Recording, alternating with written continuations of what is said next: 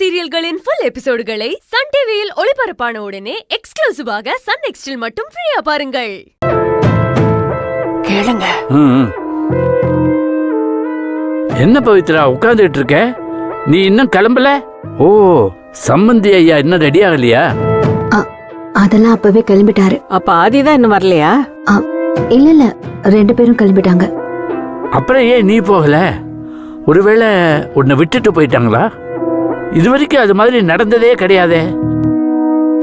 மரகதம், phone எடு, என்ன ஏதுன்னு விசாரிப்போம். சரிங்க. இல்ல வேண்டாம், அவங்க போகலாம். இல்ல, வெளியே தான் நிக்கிறாங்க. வெளியில நிக்கிறாங்களா? அப்புறம் நீ இங்க உட்கார்ந்துட்டு இருக்க, ஏன் போகல? உங்ககிட்ட சொல்றதுக்கு என்ன தாத்தா, நான் போகலாமா வேண்டாமான்னு யோசிக்கிறேன். என்னம்மா அப்படி சொல்ற? சம்பந்தி உன்னை வர வேண்டாம்னு சொல்ற மாதிரி அப்படி எதுவும் சொல்லவே இல்லையே.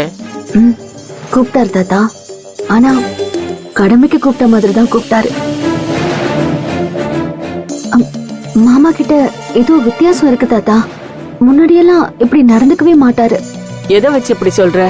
இப்படி எல்லாம் பொத்தம் பொதுவா சொல்லி வயித்துல புளிய கரைக்காத. என்ன விட்டுட்டு ஆபீஸ் மீட்டிங் நடத்த போறதா அவங்களுக்குள்ள பிளான் பண்ணிருக்காங்க. அதத்தான் சொன்னேன். இது நல்லா இருக்கே. அவங்க ஆபீஸ்ல அவங்க மீட்டிங் நடத்த போறாங்க. இதுக்கு உன்னையே கூப்பிடலன்னு நாம எப்படி கேட்க முடியும்? அது இத்தனை நாள் பவித்ரா அவங்களுக்கு தேவைப்பட்டா, இப்போ வேற ஆள் கிடைச்சாச்சு. பவித்ரா அவங்களுக்கு தேவைப்படல. இவரு இதத்தான் சந்தர்ப்பவாதம்னு சொல்லுவாங்க போல இருக்கு.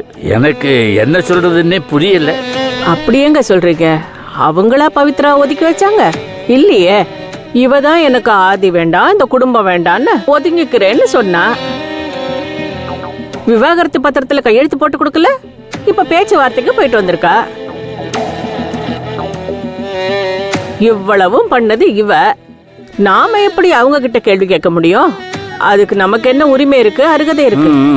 நீ சொல்றதும் சரிதான் மரகதம். ஒரு பிரச்சனைய நம்ம பக்கத்துல இருந்தான் பாக்குறோம். அதே பிரச்சனைய மத்தவங்க எப்படி பாக்குறாங்கன்னு நாம பாக்குறது இல்ல, அத பத்தி நினைக்கிறதும் இல்ல. அதுக்காக இப்படி ஒரேடியா வேண்டான்னு எப்படி தாத்தா ஒதுக்குவாங்க? யோசிச்சு பார்த்தா அவங்க ஒண்ணும் உன்னை ஒதுக்கின மாதிரியே தெரியலையம்மா. நீயா ஒதுக்கினா மாதிரி தானே தெரியுது. உன்னை சங்கடப்படுத்த கூடாதுங்கிறதுக்காகத்தான் உங்க மாமா உன்னை கூப்பிடாம போனாரு. அதுக்கப்புறம் நீ வரேன்னு சொன்ன உன்னை கூப்பிட்டாரா இல்லையா? அதுதான் பெரிய மனுஷத்தன்மைங்கிறது. போனா போகட்டும், கார்ல சீட்டு சும்மா தான் கிடக்கும், ஆபீஸ்லயும் சேர்லாம் சும்மா தான் கிடக்கும். அதனால நீ வந்து உட்கார்ந்துட்டு போ அப்படிங்கிற அர்த்தத்துல மாமா வர சொல்றாரு. முன்னாடியெல்லாம் ஒரு ப்ராஜெக்ட் ஆரம்பிக்கிறதுனா முதல்ல என்கிட்ட தான் மாமா சொல்லுவாரு. அத பத்தின எல்லா விஷயத்தையும் என்கிட்ட தான் டிஸ்கஸ் பண்ணுவாரு. இப்போ அப்படி இருக்கணும்னு கூட அவசியம் இல்ல. ஆனா என்ன ஏதோ 3வது ஆள் மாதிரி ட்ரீட் பண்றாரு. அதை என்னால தாங்கிக்கவே முடியல. இதெல்லாம் நீங்க கவனிக்கிறீங்களான்னு தெரியல. ஏன் கவனிக்கல? எல்லாத்தையும் கவனிச்சுட்டு தான் இருக்கோம்.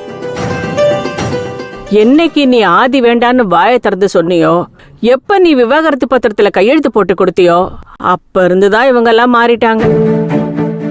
எனக்கு என்னமோ எப்படா இவ இங்க இருந்து போவான்னு அவங்க காத்துக்கிட்டு இருந்த மாதிரில இருக்கு. சரியா சொல்லணும்னா நீ மாறின அப்புறம் தான் அவங்க எல்லாம் இப்படி நடந்துக்கிறாங்க. மரகதம் சொன்னது சரிதான். அத சொல்லுங்க. அவங்கள சொல்லி குத்தம் இல்ல.